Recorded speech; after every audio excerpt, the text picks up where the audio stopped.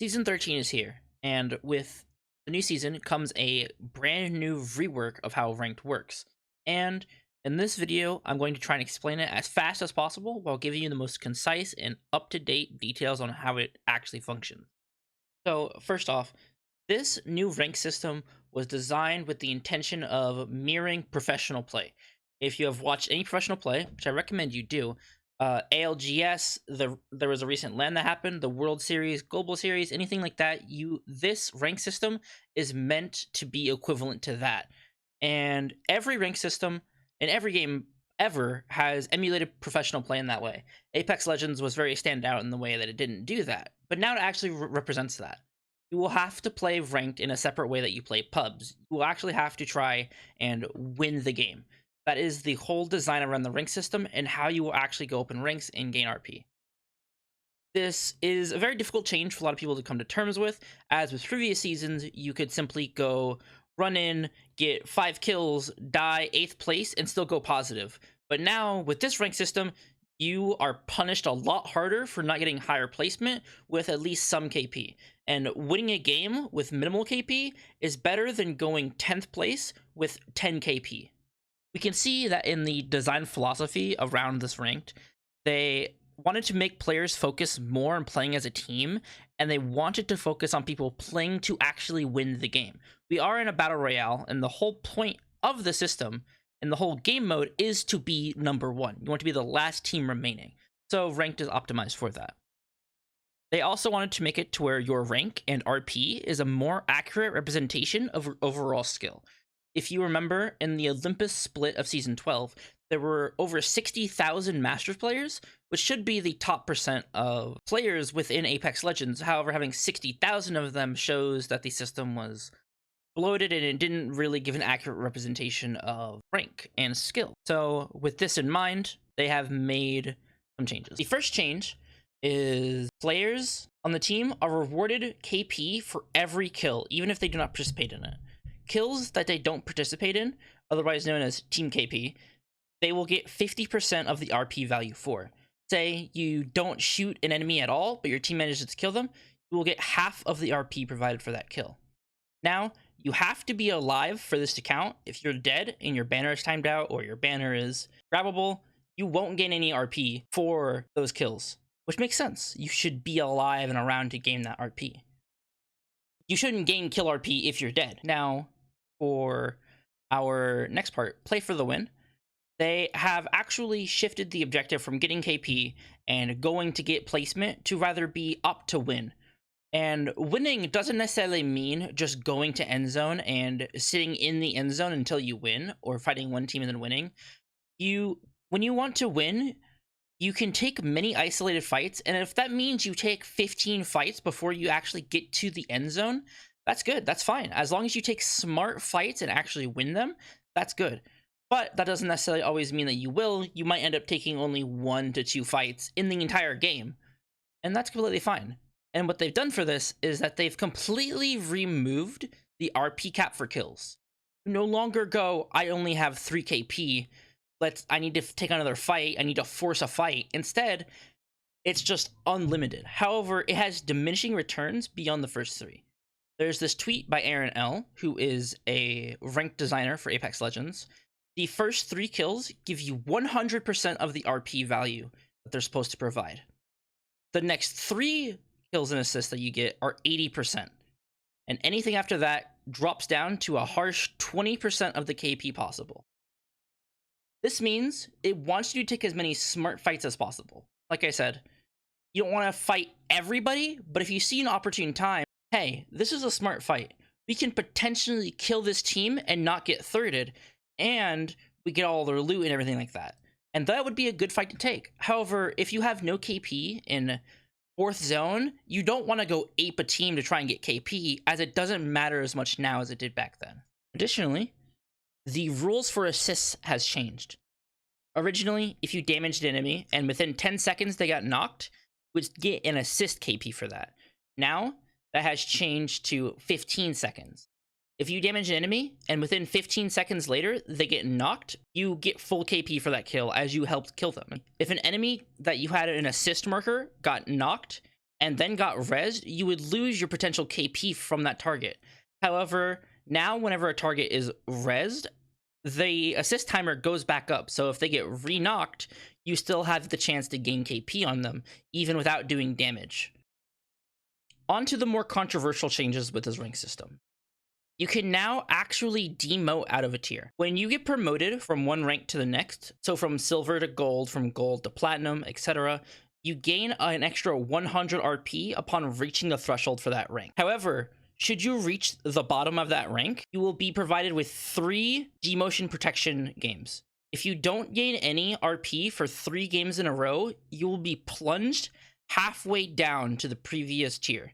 So for example, if you are Masters and you lose RP 3 times in a row at the very bottom of Masters, you will be sent halfway back to Diamond 1.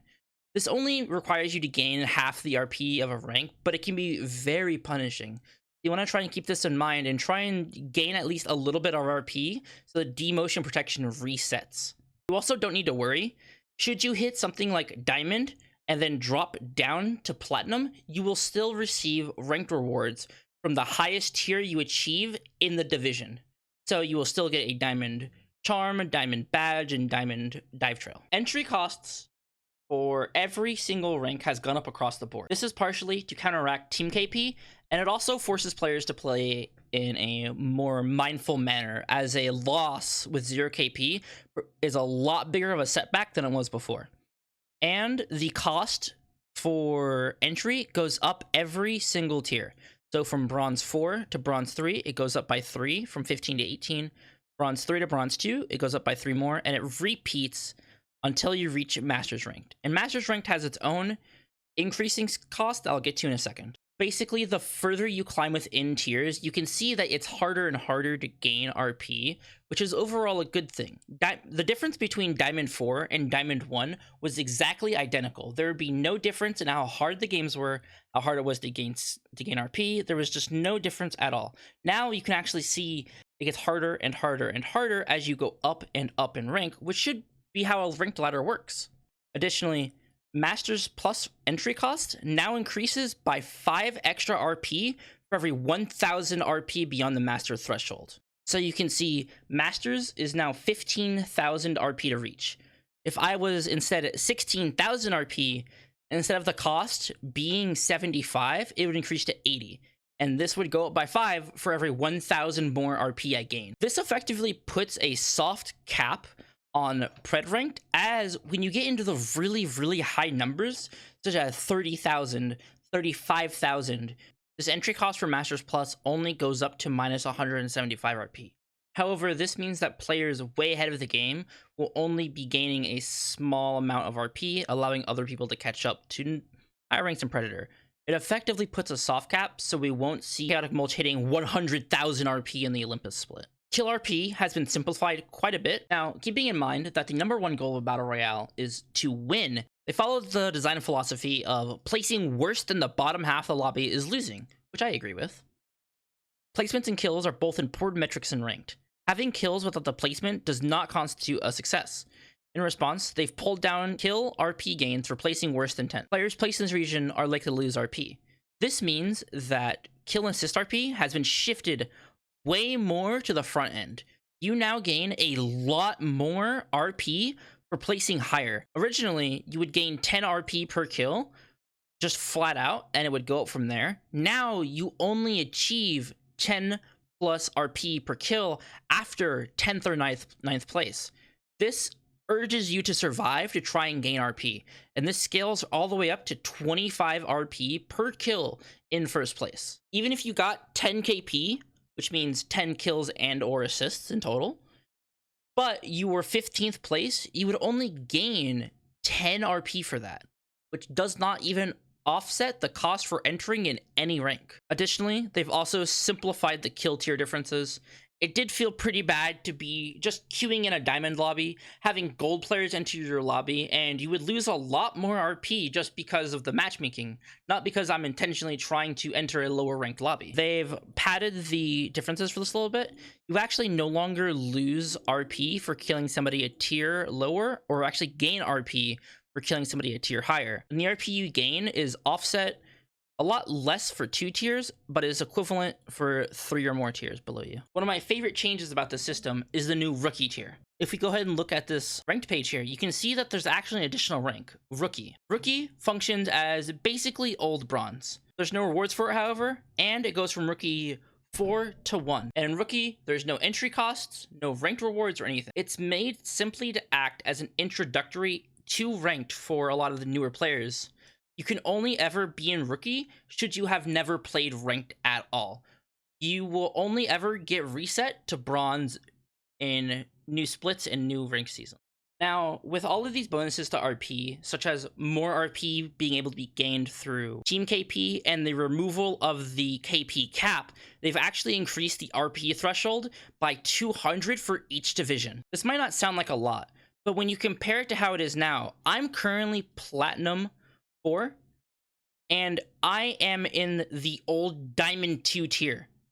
I'm not that far off of being Masters in the old rank split.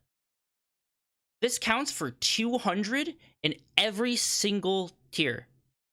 So now Masters is now at 15,000 RP, Diamond is at 11,000 RP, which was higher than old Masters. Gold is at 5,400, Silver is at 3,000, Bronze is at 1,000. You can see how they kind of adds up with all the different individual tiers. So on paper, those are all the changes to the rank system. But what does this mean you should play? How does this change the fact as to how you should play to gain an RP? Well, I kind of mentioned this earlier, but you want to try and emulate professional play in you playing ranked. You want to try and get into zone as soon as possible. You want to take as many smart fights as possible. Now, there is a difference between taking as many fights as possible and taking as many smart fights as possible. If you see another team and you see that they are isolated, you're not going to get thirded, they have potentially good loot, or you have a loot advantage over them, you might decide, hey, this is a good fight we should take. We're in a good position, they're in a bad position. There's lots of different factors, and you might want to strike them. You should not be scared to fight people. Being scared to fight will be the biggest downfall of you gaining RP. Just know when you should fight, when you have to fight, and what your potential plays are. You want to try and orient your team comps to getting first place. The biggest goal in a battle royale and in a new rank system is to getting first place. There's a stark contrast between getting third place and getting first place, just in RP gains. If you guys have any specific questions for me, be sure to leave them in the YouTube comments below, and I'll be happy to provide advice and give tips and tricks for the new ranked season. And I'll have some more videos coming up in the future talking about how I play ranked and what I should do, going over my own gameplay and my own teammates and calls and things like that. If this video helped you out, please be sure to subscribe. I have a bunch more content coming in the future, and it really helps me a lot. That's all I have for this video. I hope it was informative, and I'll see you guys in the next one. Goodbye.